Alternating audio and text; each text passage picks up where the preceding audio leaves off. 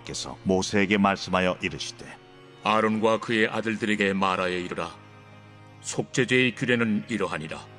속죄제 제물은 지극히 거룩하니 여호와 앞 번제물을 잡는 곳에서 그 속죄제 제물을 잡을 것이요 죄를 위하여 제사 드리는 제사장이 그것을 먹되 곧 회막들 거룩한 곳에서 먹을 것이며 그 고기에 접촉하는 모든 자는 거룩할 것이며 그 피가 어떤 옷에든지 묻었으면 묻은 그것을 거룩한 곳에서 말 것이요 그 고기를 토기에 삶았으면 그 그릇을 깨뜨릴 것이요 유기에 삶았으면 그 그릇을 닦고 물에 씻을 것이며 제사장인 남자는 모두 그것을 먹을지니 그것은 지극히 거룩하니라.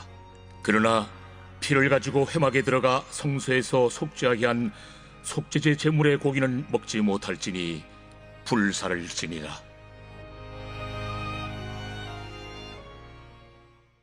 제 7장.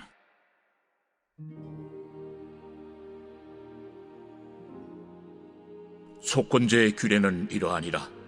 이는 지극히 거룩하니 번제물을 잡는 곳에서 속건제의 번제물을 잡을 것이요 제사장은 그 피를 제단 사방에 부릴 것이며 그 기름을 모두 들이되 곧 그 기름진 꼬리와 내장에 덮인 기름과 두 콩팥과 그 위의 기름 곧 허리 쪽에 있는 것과 간에 덮인 거풀을 콩팥과 함께 떼어내고 제사장은 그것을 다 제단 위에서 불살라 여호와께 화제로 드릴 것이니 이는 속건제니라.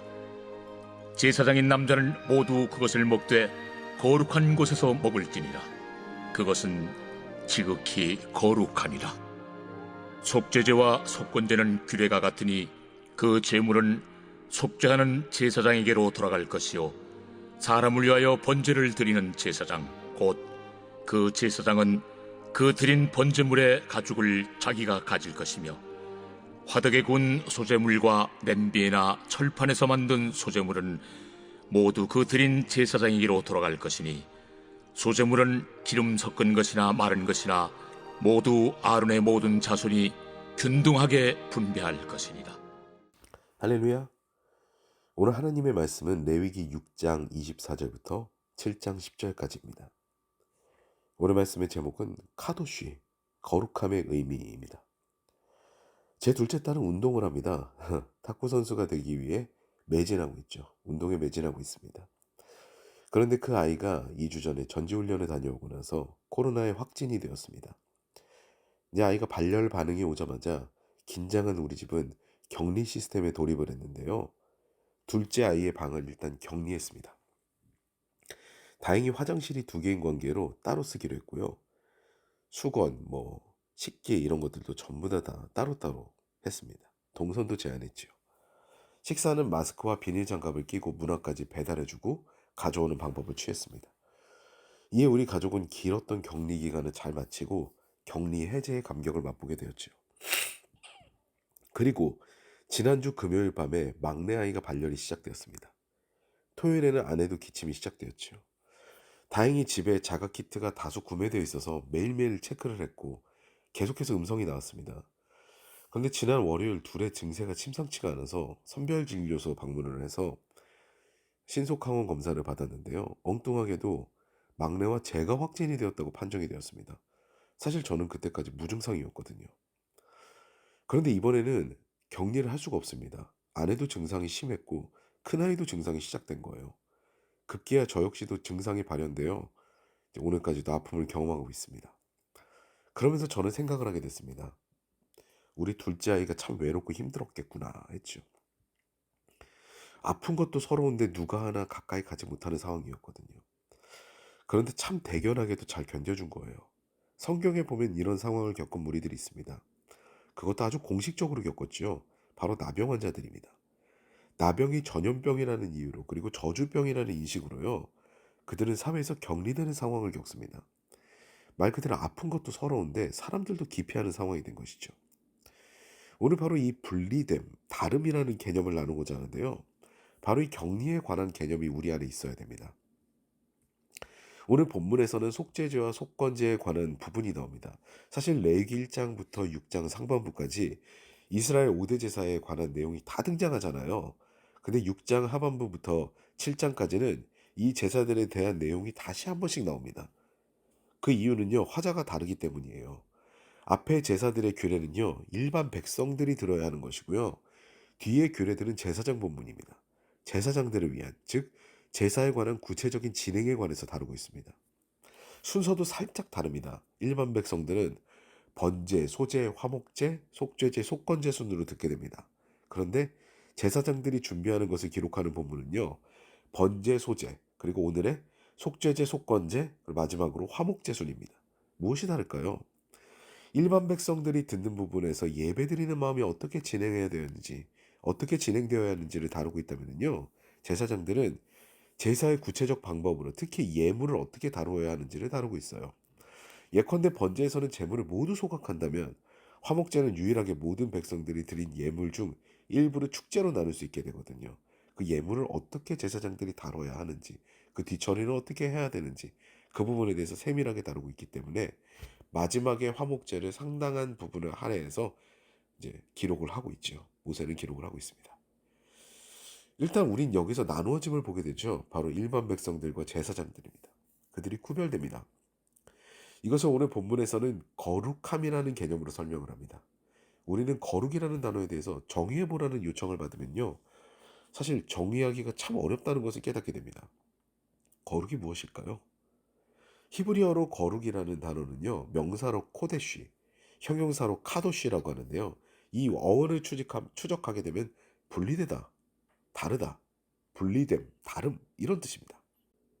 오늘 속죄제와 속건제의 규례를 보게 되면요, 유난히 거룩하다라는 단어가 수차례 등장합니다. 재물은 거룩하다, 그 고기에 접촉한 자도 거룩하다, 피가 묻어도 거룩하다, 그 고기를 닮은 그릇도 그 고기를 담은 그릇도 거룩하다 등등이 다수 등장하죠.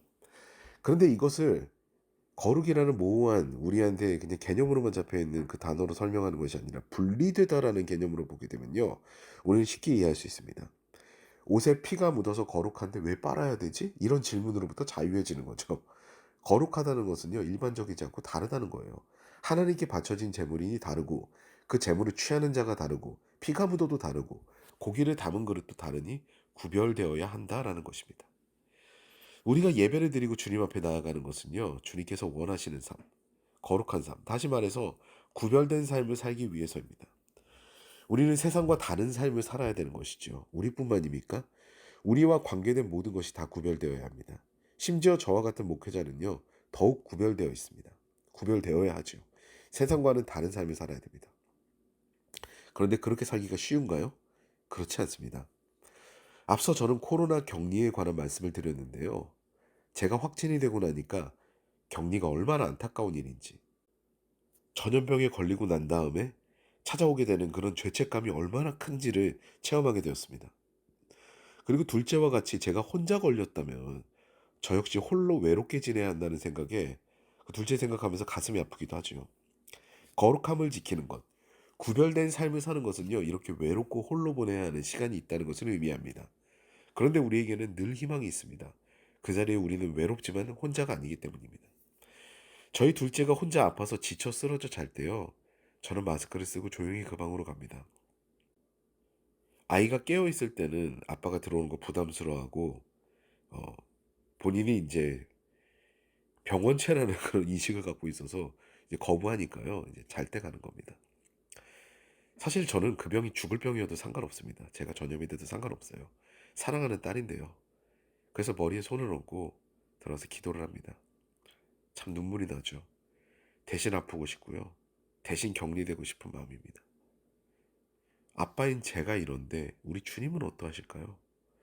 저와 여러분이 세상과 다르게, 그것도 예수의 이름을 위해서 격리가 된다면요, 우리 주님은 그 자리에 우리를 버려두실까요? 절대 그런 분이 아니시죠. 반드시 찾아오셔서 우리를 위로하시고 만지시고 우리가 모르는 사이에 말할 수 없는 탄식으로 친히 간구하시는 분이 우리 주님이십니다.